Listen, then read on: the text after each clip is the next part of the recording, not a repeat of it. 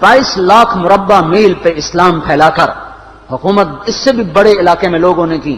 چنگیز نے اس سے زیادہ فتوحات کی, محمود غزنوی نے اس سے زیادہ کی, سکندر تیمور نے اس سے زیادہ کی. پر فتوحات کر کے یوں خدمت کر رہا ہو, پانی بھر رہا ہو, اونٹ چرا رہا ہو, امامت کرا رہا ہو, 14 پیوند لگے کپڑوں کے ساتھ خلافت کے تخت پر بیٹھا ہوا ہو, یہ دھرتی میں پھر کوئی نہیں آئے گا. ہے نماز میں خنجر لگا, نماز پڑھاتے ہوئے 27 ذوالحج, 27, 28, 29 یکم کو انتقال ہوا. یکم محرم موت کے آثار گہرے نظر آئے. بیٹے کو بلایا کہ بیٹا جاؤ اما عائشہ سے پوچھ کے آؤ کہ عمر اپنے ساتھیوں کے ساتھ دفن ہونے کی اجازت چاہتا ہے. امیر المومنین کے لقب سے بات نہ کرنا, عمر کہنا. عمر, اب میں امیر المومنین نہیں رہا. جب وہ پوچھنے گئے تو حضرت عائشہ رو رہی تھیں. انہوں نے عرض کی اما جان میرا باپ اپنے ساتھیوں کا پڑوس چاہتا ہے. انہوں نے فرمایا یہ جگہ تو میں نے اپنے لیے رکھی تھی, لیکن اگر عمر چاہتے ہیں تو ان کو مجھ پر فضیلت ہے, میں ان کے لیے دستبردار ہوں. انہوں نے واپس آ کر خوشخبری سنائی, مبارک ہو اجازت مل گئی.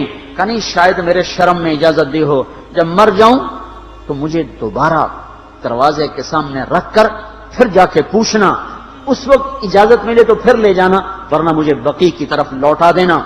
اتنے میں حضرت علی آئے, پریشان دیکھا.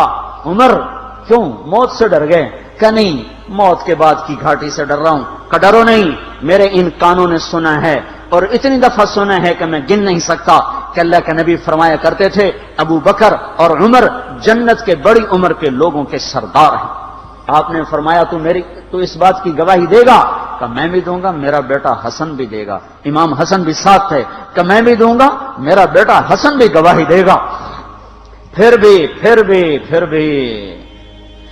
ہے جو جنت کی بشارتیں لیے ہوئے ہیں, 10 مبشرہ, ابو بکر جنتی, عمر جنتی, عثمان جنتی, علی جنتی, طلحہ جنتی, زبیر جنتی, ابو عبد الرحمن بن عوف جنتی, ابو عبیدہ بن جراح جنتی, سعید بن زید جنتی. آپ نے نام لے کر گنے, نام لے کر گن کر کہا سنو ابو بکر جنتی ہے, عمر جنتی ہے, عثمان جنتی ہے, علی جنتی ہے, طلحہ جنتی ہے, زبیر جنتی ہے, سعد بن ابی وقاص جنتی ہے, عبد الرحمن بن عوف جنتی ہے, ابو عبیدہ بن جراح جنتی ہے, سعید بن زید جنتی ہے. میں ان سے راضی ہوں, لوگوں ان کا حق پہچانو, میں ان سے راضی ہوں, میں ان سے راضی ہوں.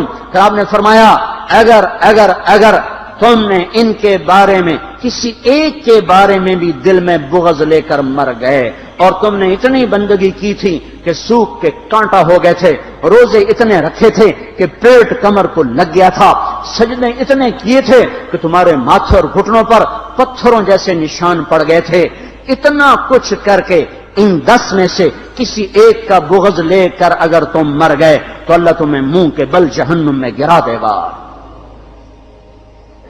لوگوں میں ان سے راضی ہوں, ان کا حق پہچانو. جن کو اللہ بھی رضا کے پروانے دے رہا ہو, جن کو اللہ کا رسول رضا کے پروانے دے رہا ہو, جن کو وزارت کا شرف مل چکا ہو, نبی کے پہلو میں قبر جن کی بننے کا اعلان ہو چکا ہو, وہ موت پر کیا کہہ رہا ہے؟ موت پہ کیا کہہ رہا ہے؟ اپنے بیٹے سے کہا میرا سر زمین پہ ڈال دے. ان کی گود میں سر تھا عبداللہ بن عمر, تو انہوں نے گود سے ہٹا کر پنڈلی پہ رکھ لیا, یہاں رکھ لیا. چلے گئے, کیا کہہ رہا ہوں سنتے نہیں ہو, زمین پہ ڈال دو. تو انہوں نے زمین پہ ڈالا تو اپنے چہرے کو مٹی میں رکھ دیا اور ایسے ملنے لگے اور کہنے لگے اے میرے رب, اگر تو نے عمر کو معاف نہ کیا تو عمر ہلاک ہو جائے. ویل لک یا عمر ولامک ان لم یغفر لک ربک, عمر تیری ہلاکت ہے اگر تیرے رب نے تجھے معاف نہ کیا. یہ کہتے جان دے دی. 22 لاکھ مربع میل میں اسلام کو زندہ کرنے والا, این حالت نماز میں زخم کھا کے گرنے والا, مطلوب مصطفیٰ, وزیر مصطفیٰ, جنت کی خوشخبریاں لے کر پھر موت پر یوں کہہ رہا ہو اللہ تو نے معاف نہ کیا تو میرا کیا بنے گا؟ کیا بے طلبی ہے۔ ان کے بیٹے خلافت کے اہل، ان کے بہنوئی سعید بن زید عشرہ مبشرہ میں سے دونوں کے نام کاٹ دیے، کہ یہ 6 ہیں جن سے اللہ کا رسول راضی تھا، جس کو چاہو خلیفہ بنا دو، جس کو چاہو حکومت دے دو، نہ میرے بیٹے کو ملے گی نہ سعید بن زید کو ملے گی۔ کسی نے کہا شوشہ چھوڑا، آپ کا بیٹا بھی تو بہت قابل ہے، اسی کو بنا دیں، تو اسے تو طلاق دینا نہیں آتا، حکومت کہاں سے چلائے گا؟ یہ ایک واقعہ کی طرف اشارہ کیا ہے۔ اس کے پیچھے ایک واقعہ ہے جس کو انہوں نے یاد کر کے فرمایا وہ تو طلاق دینا نہیں جانتا، وہ حکومت کیا چلائے گا؟ حالانکہ بڑے صحابہ میں عبداللہ بن عمر کا مقام ہے۔ ہائے جنازہ صہیب رومی نے پڑھایا، دروازے کے سامنے لا کے رکھ دیا گیا، سب لوگ جنازے کے ساتھ کھڑے ہو گئے، عبداللہ بن عمر اکیلے آگے گئے، دروازے پر دستک دی، کہا اما جان میرا باپ عمر بن خطاب دروازے پہ حاضر ہو چکا ہے، اندر آنے کی اجازت چاہتا ہے۔ تو عائشہ رضی اللہ تعالیٰ نے اپنی چادر کو اٹھایا اور روتے ہوئے باہر نکل گئیں۔ پھر لوگ اندر داخل ہوئے، قبر کھودی گئی، قبر کھودتے ہوئے عبداللہ بن عباس بھی قبر کے کھودنے میں شریک تھے، تو کہتے میرے کندھے پہ کسی نے ہاتھ رکھا، میں نے پیچھے مڑ کے دیکھا تو علی رضی اللہ تعالیٰ عنہ کھڑے رو رہے تھے اور فرما رہے تھے مجھے پتا تھا تو یہیں آئے گا، یہاں تیرے سوا کوئی نہیں آ سکتا۔ کہ میں نے ایک دفعہ نہیں کتنی دفعہ میں نے اللہ کے نبی سے یہ بات کا تکرار سنا، میں ابو بکر اور عمر، اس کا اتنا تکرار سنا ہے میں نے کہ مجھے یقین تھا یہیں آئے گا، تو اور کہیں نہیں جا سکتا۔ میرے بھائیو غفلت سے باہر آ